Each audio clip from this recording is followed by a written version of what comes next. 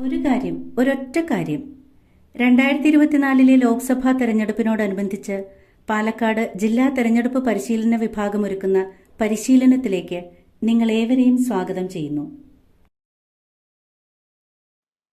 ഒരു കാര്യം ഒരൊറ്റ കാര്യത്തിന്റെ 23-ാം അധ്യായം ചർച്ച ചെയ്യുന്നത് വിതരണ കേന്ദ്രത്തിൽ നിന്ന് പോളിംഗ് സാമഗ്രികൾ കൈപ്പറ്റുമ്പോൾ പോളിംഗ് ഉദ്യോഗസ്ഥർ ശ്രദ്ധിക്കേണ്ട കാര്യങ്ങൾ എന്താണ് എന്നതിനെ കുറിച്ചാണ്.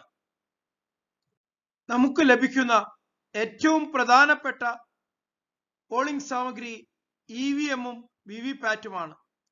കൺട്രോൾ യൂണിറ്റും ബാലറ്റ് യൂണിറ്റും അതുപോലെ തന്നെ VVPAT-ഉം നിങ്ങൾക്ക് നിശ്ചയിച്ചിട്ടുള്ള പോളിംഗ് സ്റ്റേഷന് അലോട്ട് ചെയ്ത് തന്നത് തന്നെയാണെന്ന് അഡ്രസ് ടാഗ് നോക്കി സ്ഥിരീകരിക്കേണ്ടതുണ്ട്. രണ്ടാമതായി, കൺട്രോൾ യൂണിറ്റിലെ കാൻഡിഡേറ്റ് സെറ്റ് സെക്ഷനും ബാറ്ററി കമ്പാർട്ട്മെന്റും അതുപോലെ തന്നെ ബാലറ്റ് യൂണിറ്റും VVPAT-ലെ പേപ്പർ കമ്പാർട്ട്മെന്റും സീൽ ചെയ്തിട്ടുണ്ടോ എന്നും അവിടെ കൃത്യമായ അഡ്രസ് ടാഗുകൾ ഉണ്ടോ എന്നും പരിശോധിക്കണം. കൺട്രോൾ യൂണിറ്റിലെ പിങ്ക് പേപ്പർ സീൽ പതിച്ചിട്ടുണ്ടോ എന്നും അവ ടാമ്പർ ചെയ്തിട്ടില്ല എന്നും ഉറപ്പുവരുത്തേണ്ടതുണ്ട്. നിങ്ങൾക്ക് നൽകിയിട്ടുള്ള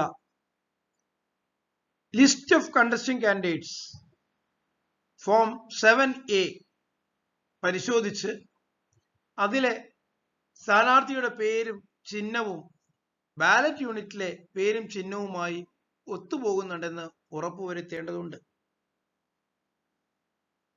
ബാലറ്റ് യൂണിറ്റിലെ കാൻഡിഡേറ്റ് ബട്ടൺ എല്ലാ സ്ഥാനാർത്ഥികൾക്കും നീല കളറിൽ തുറന്നു വെച്ചിട്ടുണ്ടെന്നും ബാക്കിയുള്ള ബട്ടണുകൾ മാസ്ക് ചെയ്തിട്ടുണ്ടെന്നും ഉറപ്പുവരുത്തേണ്ടതുണ്ട്. പോളിംഗ് സാമഗ്രികളിൽ മറ്റൊരു പ്രധാനപ്പെട്ട item marked copy of electoral role ആണ്. ഇത് നിങ്ങൾക്ക് നിശ്ചയിച്ചിട്ടുള്ള പോളിംഗ് സ്റ്റേഷന് അനുവദിച്ചത് തന്നെയാണോ എന്ന് ആദ്യമേ പരിശോധിക്കണം. പിന്നീട് എല്ലാ പേജുകളും ക്രമമായി തുന്നി ചേർത്തിട്ടുണ്ടോ എന്നും പ്രിന്റിംഗ് സംബന്ധമായ മഷി പുരണ്ടതോ മറ്റോ ആയ യാതൊരു തകരാറുകളും അതിനില്ല എന്നും ഉറപ്പുവരുത്തണം. നേരത്തെ നൽകിയിട്ടുള്ള പോസ്റ്റൽ ബാലറ്റിന്റെയും ഇലക്ഷൻ ഡ്യൂട്ടി സർട്ടിഫിക്കറ്റിന്റെയും മാർക്കിങ്ങുകൾ മാർക്ക്ഡ് കോപ്പിയിൽ ഉണ്ടോ എന്നും അതുപോലെ തന്നെ ഇതാണ് മാർക്ക്ഡ് കോപ്പിയായി ഉപയോഗിക്കേണ്ടത് എന്നത് സംബന്ധിച്ച അസിസ്റ്റന്റ് റിട്ടേണിംഗ് ഓഫീസറുടെ സർട്ടിഫിക്കറ്റും ഒപ്പും ഉണ്ടോ എന്ന് പരിശോധിക്കണം. പോളിംഗ് സാമഗ്രികളിൽ പ്രധാനപ്പെട്ട 3 കാര്യങ്ങളാണ് green paper seal, pink paper seal, address tag എന്നിവ. ഈ 3 എണ്ണത്തിനും പ്രത്യേകമായ സീരിയൽ നമ്പറുകളുണ്ട്.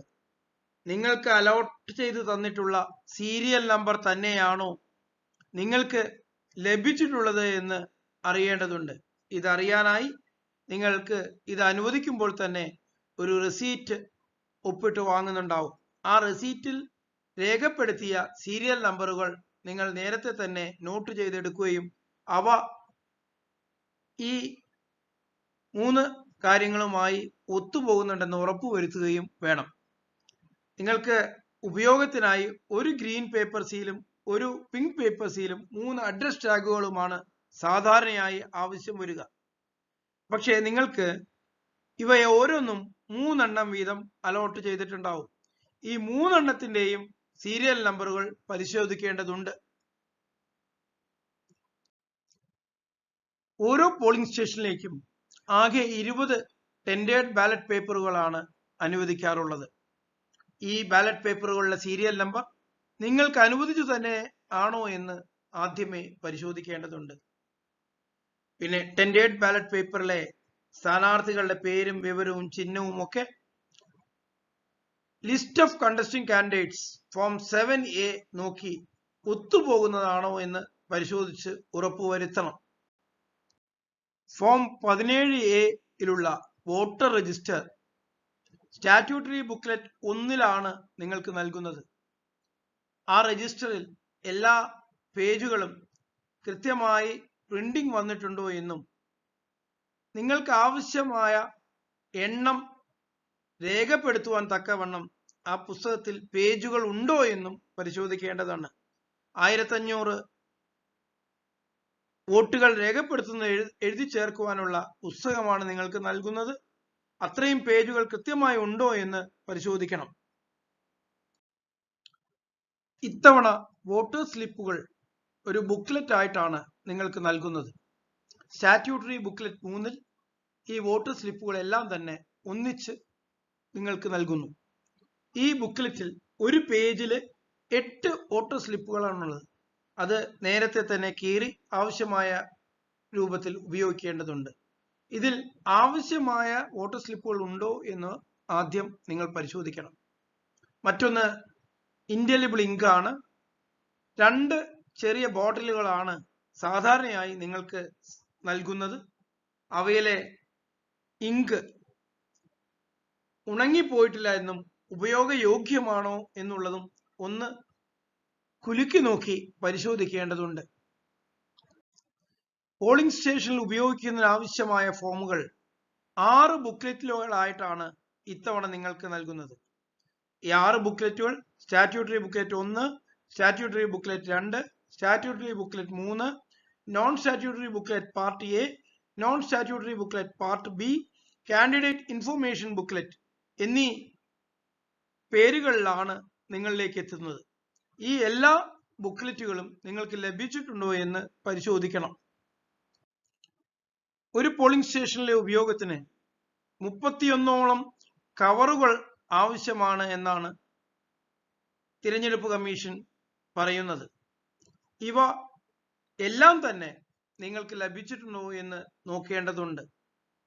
ഏതെങ്കിലും കവർ അച്ചടിച്ച് നിങ്ങൾക്ക് ലഭിക്കാതെ പോയിട്ടുണ്ടെങ്കിൽ, ഏതെങ്കിലും മിസ്പ്ലേസ് ആയി പോയിട്ടുണ്ടെങ്കിൽ അതിന് പകരമായി നിങ്ങൾക്ക് നൽകുന്ന പ്ലെയിൻ കവറുകൾ ഉപയോഗിക്കാവുന്നതാണ്. അതുകൊണ്ട് തന്നെ കവറുകളിൽ ഏതെങ്കിലും ഒന്ന് ഇല്ല എന്നുള്ളത് വലിയ പ്രശ്നമായി കരുതേണ്ടതില്ല. പോളിംഗ് സ്റ്റേഷനിലെ ഉപയോഗത്തിന് ആവശ്യമായ മറ്റു ചില സാധനങ്ങളുണ്ട്. 1 metal seal of presiding officers, 2 arrow cross mark, 3 distinguishing mark seal, 4 self inking stamp pad, 5 cup for fixing indelible ink, 6 voting compartment, 7 posters, polling സ്റ്റേഷന് പുറത്ത് പതിക്കേണ്ടതായ പോസ്റ്റർ. ഇവയെല്ലാം തന്നെ ലഭിച്ചിട്ടുണ്ടോ എന്ന് നിങ്ങൾ പരിശോധിക്കണം.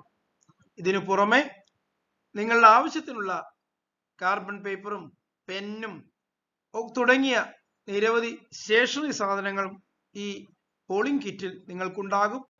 അവ നിങ്ങൾ ആവശ്യത്തിനനുസരിച്ച് ഉപയോഗിക്കാവുന്നതാണ്.